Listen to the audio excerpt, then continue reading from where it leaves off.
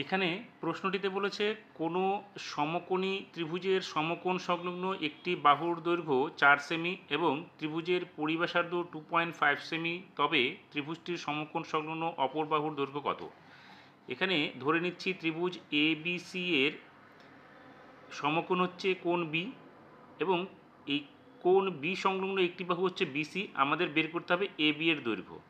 এবার আমরা কি জানি, সমকোণী ত্রিভুজের যেটা অতিভুজ হয় সেটা হয় ওই পরিবৃত্তের ব্যাস।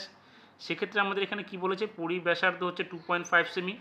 তাহলে এখানে আমরা লিখতে পারি যে ও এ ইকুয়ালস টু 2.5 সেমি। তাহলে এসি কী হবে, 2 ইন্টু ও এ অর্থাৎ 2 ইন্টু 2.5 অর্থাৎ 5 সেমি। এখন যেহেতু ত্রিভুজটি সমকোণ, তাহলে আমরা এখানে লিখতে পারি ত্রিভুজ এ বি সি এর ক্ষেত্রে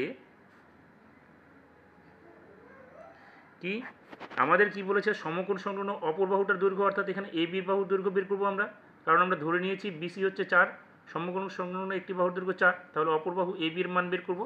তাহলে এ বি কী বেরোবে, এ বি হবে √/, AC square minus BC square.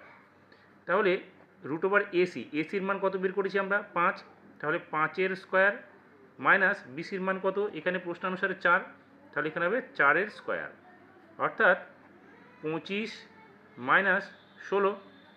তাহলে কত হচ্ছে, 25 থেকে 16 বাদ দিলে এখানে হবে 9, অর্থাৎ 3।